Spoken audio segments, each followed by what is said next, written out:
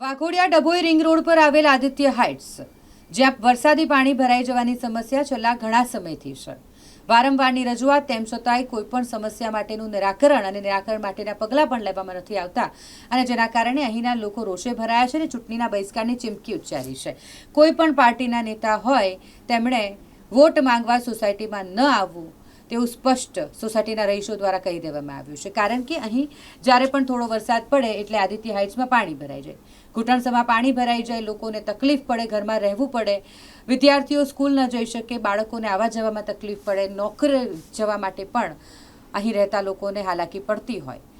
આ મામલે નીચલી કક્ષાથી લઈને ઉચ્ચ કક્ષા સુધી તમામને રજૂઆત કરી ચૂક્યા છે. સ્થાનિક કોર્પોરેટર હોય, વોર્ડના અધિકારીઓ હોય, ધારાસભ્ય હોય, સાંસદ હોય, તમામને સ્થાનિકોએ રજૂઆત કરી છે. તેમ છતાંય તેમની રજૂઆત સાંભળવામાં નથી આવતી. તેમની આ સમસ્યાનું કોઈ નિરાકરણ નથી આવતું અને નિરાકરણ માટેના પગલાં લેવામાં ન આવતા હોય એટલે આ લોકો રોષે ભરાયા છે અને આવનારી ચૂંટણીનો બહિષ્કાર કરવાની ચીમકી ઉચ્ચારી છે. અહીં વરસાદ પડે એટલે કમર સુધીના પાણી ભરાઈ જાય છે અને જેના કારણે લોકોને ખૂબ હેરાનગતિ થઈ રહી છે. તમામ પ્રકારની સમસ્યાથી આદિત્ય હાઇટ્સના લોકો હેરાન થઈ ગયા છે. ત્યારે સ્થાનિકો દ્વારા વડોદરા નવનિર્માણ સંઘના આશિષ જોશીનો સંપર્ક કરવામાં આવ્યો અને તેમણે તમામ સમસ્યા વિશે જણાવ્યું. આશિષ જોશી દ્વારા તમામ તકલીફોને સમજી વહેલામાં વહેલી તકે તેની કામગીરી કરાવશે તે માટેનું આશ્વાસન આપ્યું છે.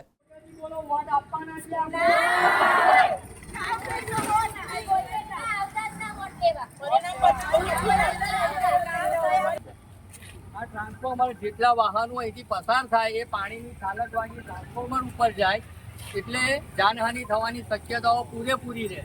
2018થી ગઈ સાલ સુધી અત્યારે હું ઊભો છું ત્યાં આટલું પાણી હોય છે. દર સિઝનમાં 2 થી 3 વાર આટલું પાણી આવે, 5-5, 7-7 દિવસ. તો હાઈવેના કાચ ખુલ્લા કરો અને તાત્કાલિક આ જે ભરેલું પાણી છે કરો. ત્યારે આપણા માનનીય સંસદ સભ્યશ્રીએ એવું કહ્યું કે કેટલાક ગેરકાયદેસર દબાણો હોય એના તમે અમને ફોટો પાડીને મોકલો તો એની ઉપર અમે કાર્યવાહી કરીએ. એટલે આ જવાબ તો આપણે બધા સમજી શકીએ છીએ કે ભાઈ ગેરકાયદેસર દબાણો શું છે પ્રજા તરીકે અમારો પ્રશ્ન નથી. 2018માં જે ઇન્સિડન્ટ અહીંયા બની ગયો ત્યારે અમે બહુ જ તકલીફો સહન કરી. અમે જરા ધીરજ પકડી, થોડી રજૂઆત કરી કોર્પોરેશન સામે, કોંગ્રેસ, ભાજપ જે કાંઈ છે, જે અહીંયા ધારાસભ્યો છે એમની જોડે પણ અમે રજૂઆત કરી. એમને થોડું આશ્વાસન આપ્યું પણ પછી કોઈ કારીગરી દેખાઈ નહીં. અમે કાચ ક્યાં છે, ક્યાં નીકળે છે, ક્યાંથી ચાલુ થાય છે, બધું અમે સર્વે કર્યું. ઇવન અમે કાગળપત્રથી લઈને વર્બલી બધી રીતે અમે ટ્રીટમેન્ટ આપેલી છે, કરેલી છે. એમની જોડે ફરિયાદ લઈને એમની રિક્વેસ્ટ કરીને બધી રીતે અમે જે કાંઈ કહીએ કે જે આ જે સ્લોપ છે કે જે રસ્તામાં પાણી ભરાઈ જાય છે એનું શું સોલ્યુશન આવી શકે. ઇવન અમે રિચાર્જેબલ બોરવેલનું પણ પ્રપોઝલ લઈને ગયા હતા. એ પણ શું ક્યાં સુધી અટક્યું છે વી ડોન્ટ નો. પણ વસ્તુ એ છે કે આટલા બધા 2018થી 25 સુધીના જે 5-6 વર્ષ નીકળી ગયા, એમાંથી અમને 0 રિઝલ્ટ મળ્યું છે. એટલે કોઈ જ કરતાં કોઈ જ જ્યારે પણ વરસાદ અડધો કલાક 1 કલાક પણ પડે છે અહીંયા પાણી કેડસમાં ભરાઈ જાય છે.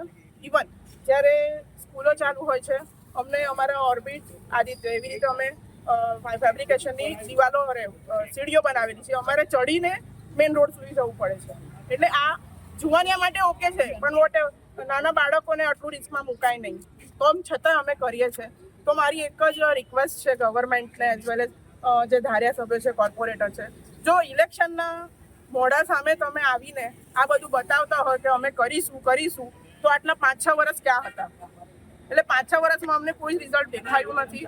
રિઝલ્ટ એકદમ 0 છે. કાચ નીકળે છે, કાચ જાય છે, જીસીબી કામ કરી રહ્યું છે હાઈવે ઉપર કે ગમે તે, પણ અમને રિઝલ્ટ નથી મળ્યું. એટલે રિઝલ્ટ નથી તો પરિણામનું વોટિંગ પણ નથી. ઇલેક્શન આવી રહ્યું છે, બહિષ્કાર કરશો?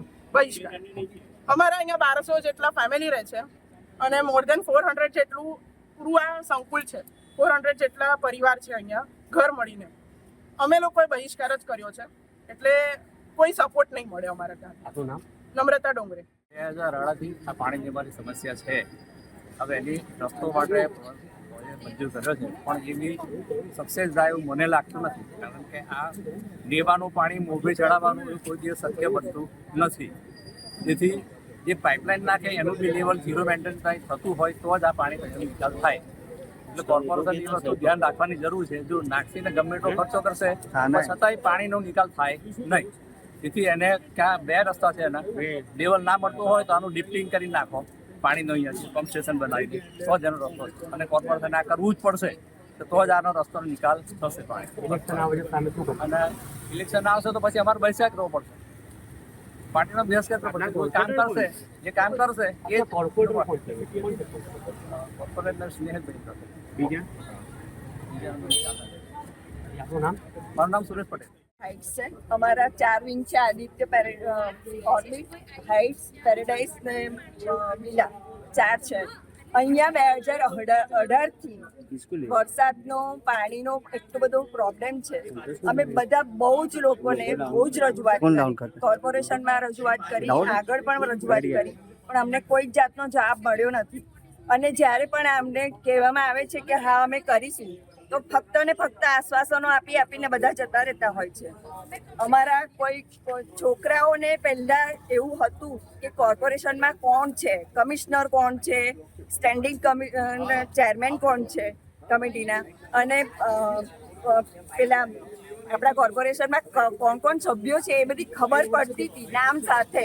અત્યારે કોઈ મોટા વ્યક્તિને નહીં અને કોઈ પ્રજાને પણ ખબર નથી કે કોર્પોરેશનમાં કોણ વહીવટ કરી રહ્યું છે.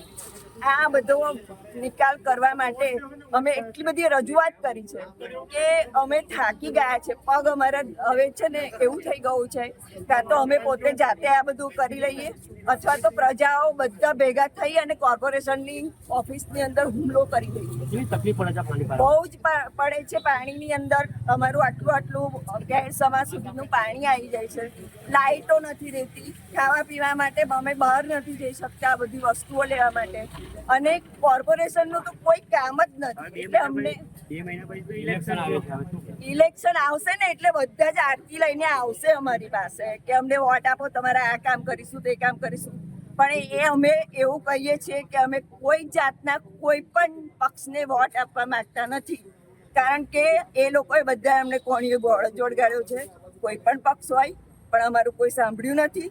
એટલે મહેરબાની કરીને કોઈએ વોટની લાલચ વોટ લેવા માટે આવી અને અમને લાલચ આપશો ના, કારણ કે અમને કોઈ જ ઇન્ટરેસ્ટ નથી. અહીંયા બહારથી તમે વિદાય થઈ જજો, કારણ કે અમને કોઈ જ ઇન્ટરેસ્ટ નથી તમારી પાસે. મારું નામ અક્ષિતા પાઠક. 2018થી હું જોતો આવ્યો છું કે આ આદિત્ય હાઇટ્સ વોર્ડ નંબર 16માં આવતી આ સોસાયટી જાણે કોઈ અળખામણી સોસાયટી હોય ને ટેક્સ ના ભરતી હોય એ પ્રમાણેનું નાગરિકો સાથેનું વલણ. અહીંયાની સમસ્યા મારા ખ્યાલથી પૂર્વ સાંસદ પણ જાણે છે અને કોર્પોરેશનના તમામ પદાધિકારીઓ જાણે છે, અધિકારીઓ જાણે છે ને વાકેફ છે. છતાં પણ કામ નહીં કરવું, ધીમું કરવું અને અંદરના રાજકારણમાં પ્રજા પીસાઈ રહી છે એવું અહીંયા સ્પષ્ટ દેખાય છે કે કોક કોર્પોરેટરને કામ કરવું છે અને કોકને નથી કરવું. આ પ્રમાણેની સમસ્યામાં આટલા વર્ષોથી પીડાતી આ આદિત્ય હાઇટ્સની પ્રજા અને આજુબાજુના જો કે કેટલા મોટા ટાવરો છે, આ તમામ પરિવારો કાયમ ભયભીત અને બહાર નીકળતા વરસાદમાં ગભરાય. ગયા બજેટમાં મંજૂર થયેલું કામ હજુ સુધી શરૂ નથી થતું. આપ વિચારી શકો કે વર્ષો જૂની જો સમસ્યા હોય અને વેરો ભરતી પ્રજા હોય તો એની લાગણીને માન આપીને બજેટમાં ઘણા કામો જ્યાં ઓળખાણ હોય છે, જ્યાં લોકો ધારાસભ્ય રહેતા હોય છે, એ કામ આ તંત્ર એડવાન્સમાં કરે છે ને પછી બજેટમાં નાખે છે. અહીં રજૂઆત કરીને માથાકૂટ કરીને મહિલાઓ ત્રાસી ગઈ. બજેટમાં મંજૂર થયા પછી પણ આજે 6 મહિના સુધી કામ પેન્ડિંગ રાખવું, આ પ્રમાણની તંત્રની નીતિ, જેના કારણે અહીં પ્રજાની હાલાકી આપ જાણી, આપણે મહિલાઓની વાતો પણ આપણે જોઈને સાંભળી. આજે જ્યારે અમારા દ્વારા અહીંયા ફોન કરીને કહેવામાં આવ્યું ત્યારે આ દક્ષિણ ઝોનના કાર્યપાલક ઇજનેર કહે છે કે સાહેબ 2 દિવસમાં પાઇપો ઉતરીને કામ શરૂ થઈ જશે, ટ્રાયલ ફીટ પણ લેવાઈ જશે. પણ એવું શા માટે કરવું પડે એ બાબતે ચિંતન કરવાનું છે. કોઈ કોર્પોરેટર રજૂઆત કરે પછી સાંભળવું. વેરો ભરતી પ્રજા છે તો અધિકારી તરીકે તમારી જવાબદારી છે કે પહેલી વાર, બીજી વાર, ત્રીજી વાર જ્યારે રજા તમને પ્રજા બોલતી હોય, કહેતી હોય તો આ પ્રજાના વેરાથી ચાલતી સંસ્થા છે, એમાં કોઈ કોર્પોરેટર ભલામણ કરે કે ના કરે, આપ વેરો ઉઘરાવો છો, પ્રશાસન તંત્ર વેરો ઉઘરાવે છે, તો એમને સુવિધાઓ આપવાની ફરજના ભાગરૂપે પણ આ કામગીરી કરવી પડે. માટે ચોક્કસ હું આપના માધ્યમથી આ તમામ પ્રજાને કહીશ કે જે લોકો વેરો ભરે છે એનું વળતર તમારે જો ના મળતું હોય તો એના માટે જ વડોદરા નવનિર્માણ સંઘની અમે રચના કરી છે. અને આવનાર દિવસમાં વોર્ડ 15-16 નહીં, 19-19 વોર્ડમાં જ્યાં પ્રજાને પ્રશ્ન હશે, જ્યાં પ્રજા હાલાકી ભોગવતી હશે, ત્યાં અમે અને અમારી ટીમ જઈને ચોક્કસ આ તંત્રનું ધ્યાન દોરવાની કોશિશ કરીશ.